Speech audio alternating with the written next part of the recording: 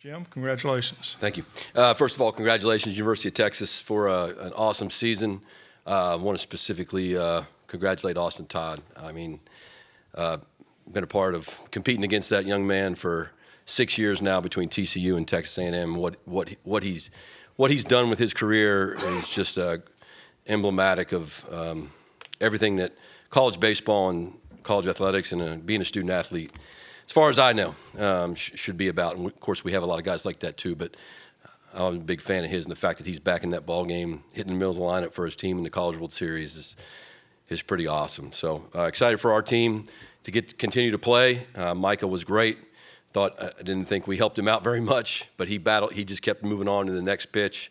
And Werner and JT continue to get big hits for us. So we're excited to have a day off and then get back at it.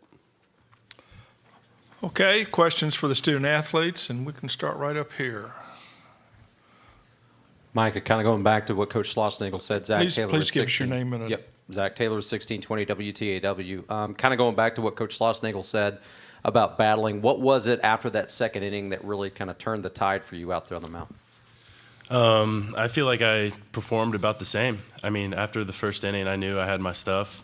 I knew that it was going to be effective, and it was really all about sticking to our game plan and not getting too out of myself and just sink into our training, like we say. But, stuff just turned around after the second inning. So we made some really good plays behind me. There's some unfortunate things to happen, but, it was just sticking to us, really. back over here. Mark Garland, CWS 247. Jordan, can you tell us a little bit about yourself and your teammates' approach at the plate today and being able to get deep into those counts and then continue to win battles? So me and my teammates have had the same approach all season.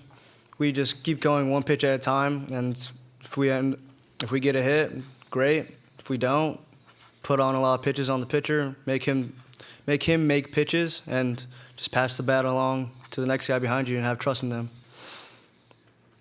Okay, we have in the back here.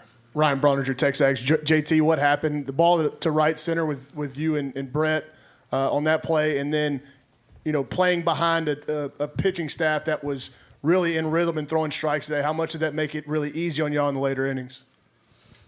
It was good. I mean, the ball in right center, just some miscommunication. I wasn't loud enough. There's a big crowd out there, and it was great having our staff behind us. They worked their butts off all year for us, and glad that we could help them today.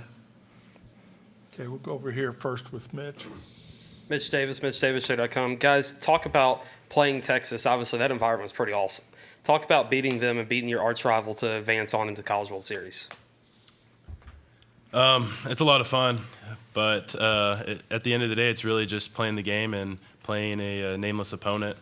But there is a little extra umph behind everything, especially when it's Texas, because if you just look at the fan bases, there's a lot of genuine hate between each other. So we kind of feed off of it. It's a lot of fun. We respect them. They're a great ball club, but yeah, there's a little more competition. Yeah, I don't know what to say, but yeah, it's fun. Okay, here we go. Jared Redding, 24/7 Sports. 4 runs and 4 hits in the bottom of the second inning. Was there anything particular y'all were able to do, just in that bottom of the second to chase Gordon out of the second inning? I think we just collectively put together great at bats. Just kept making him make pitches, and we took the balls and hit the strikes. Nothing more he can do. Okay. Ben Peck, KAGS, for Micah and Jordan. After that second inning, what was kind of your psyche after that, especially, the way the Oklahoma game went? You guys give up 2 runs, but limited a lot of damage that could have been done. Just kind of what was your mindset, knowing obviously how good of an offense you guys have, kind of how those 2 innings played out? It's really about just limiting the damage and keeping crooked numbers off the scoreboard. Coach Schlossnagle came up to me after the first inning, just encouraging me, saying, way to limit the damage, we got you, just keep doing you. And so that gives me a lot of confidence, and obviously our offense is incredible, and so I know that 1 or 2 runs isn't going to be the end of the world for us, so I just know I just got to keep going out there and compete. Okay, Olin. Yeah, Olin Buchanan, Texas. Micah, could you obviously had a strong performance, but then could you speak to the performance that Jacob had to come in and relieve you in that inning and get out of it without any runs coming across? I mean, it's exactly what we needed and more, honestly. I mean, that inning could change around the whole game. I think it was bases loaded with one of the best hitters in the country up to bat, and just for him to attack him, fastball, just showing no fear at all. It's inspiring to our staff, and it's something that isn't just going to affect this game. We're going to be able to use that momentum and just learn from it for the following games. Okay, back here. Hey, Micah, Max Olson from The Athletic. What was it like to just be back on this stage and coming from Texas Tech, and just what's your experience been like playing with this club? It's super exciting, and I'm blessed to be able to, play with this club. I love this team. I love the staff. It's just, it's one of those things that you never really truly think that, you're going to get the chance again. And the fact that I did get the chance with all these guys and just the staff supporting me, it's something I'll forever be thankful for. Okay, Travis.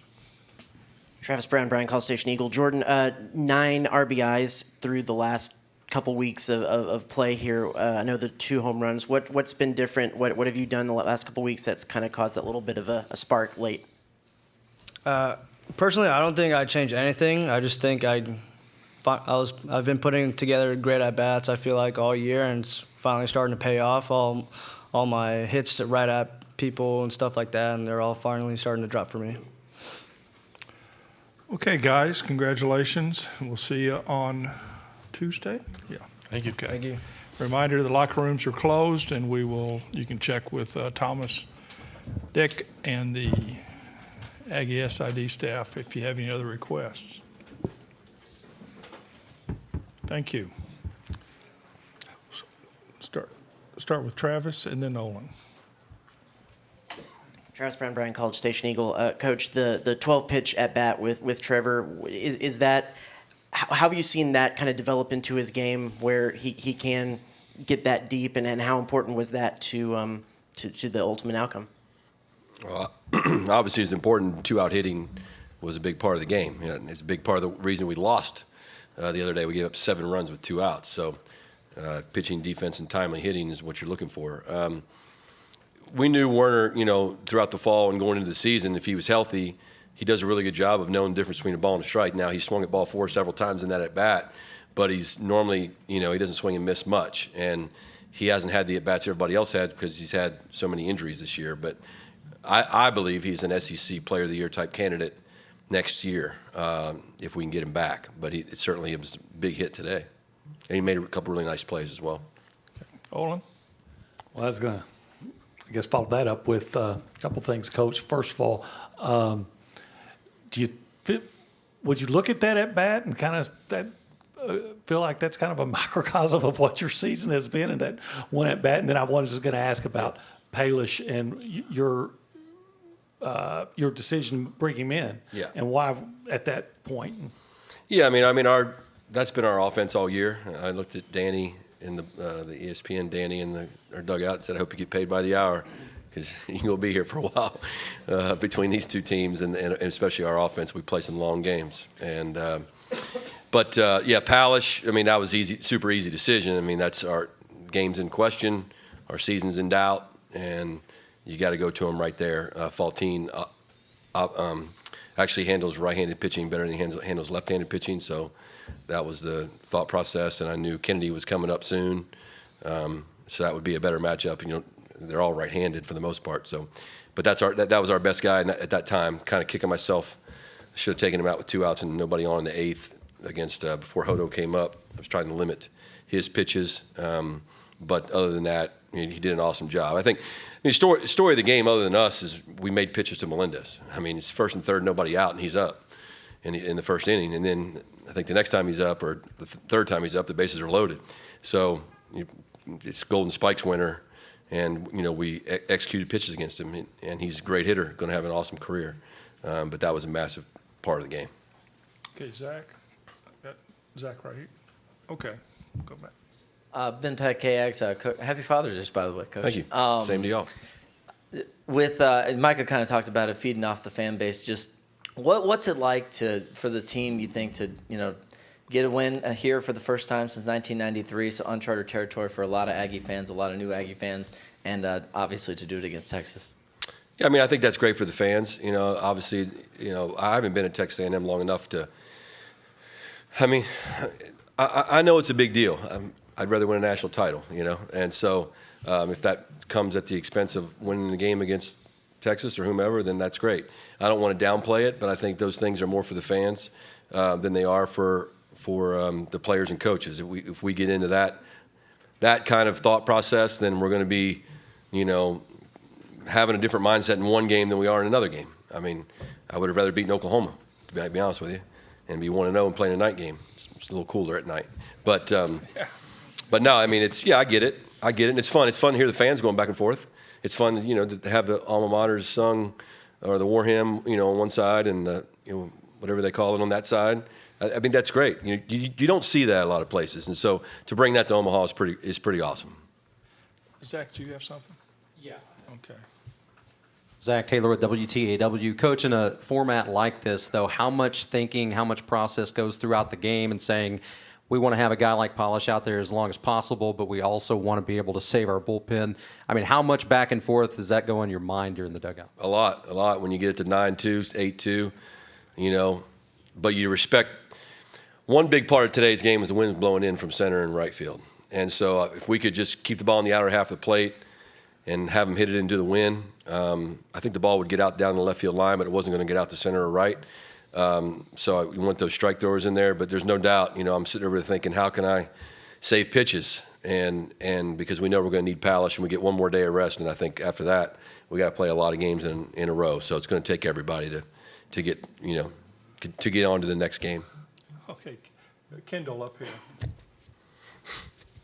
Kendall Rogers, D1 Baseball. Jim, what are you kind of seeing from Micah the last 3 weeks? He's obviously throwing a lot better. It's kind of interesting, though. I mean, he's not getting past the fifth, but he's giving you 5 pretty good innings each start. Yeah, I mean, if we weren't the worst defending team in this College World Series, we had him going deeper into the game. I mean, it's brutal.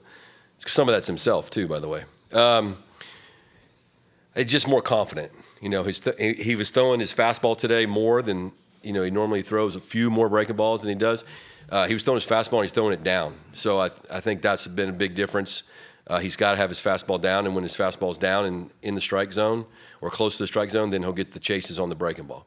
But more than anything, I think the Florida game in the SEC tournament really just got his swagger back. We had kind of lost. He had lost that, and it's not power stuff, so it needs to be power demeanor and big body language. And I'm hoping Nathan Detmer sat over there and watched what that looked like, because we need that out of him as well. But to me, it's just more mindset than it is anything. Okay, Ryan. Ryan Brodinger, Texas Ags. Coach, do you think Dylan Rock's getting closer? I thought he had some good swings today. And then what's the plan pitching-wise going forward? Have you made a decision on a Game 3 starter? No, I have not made a decision on Game 3 starters. I mean, I want to watch these guys play a little more. Haven't done as much research on Notre Dame as I need to, so I'll get to watch that, a little bit of that tonight, and then have a lot of time tomorrow to do so. I think Rock's taking better swings. His last 2 at bats, he hit a ball to right field, stayed on the baseball really well, and then took a walk or hit by pitch maybe against Morehouse. Again, they call it an average for a reason. So he's due. So I anticipate him having a great game next time. Okay, Mitch. Coach, Mitch Davis from MitchDavisShow.com. Just a quick follow-up. Coach, how do you manage the team in the environment that was? Because obviously guys are fired up, the fans are fired up. What kind of approach do you do to coming to that Texas game?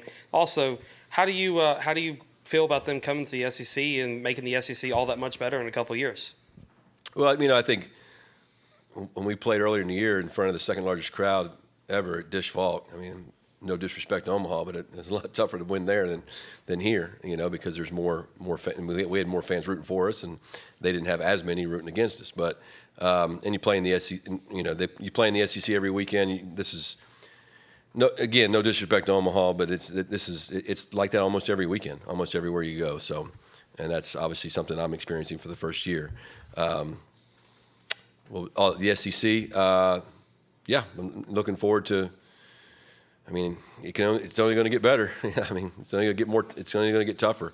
But it is. I watched David's press conference with you guys, and I mean, this is the golden era of college baseball.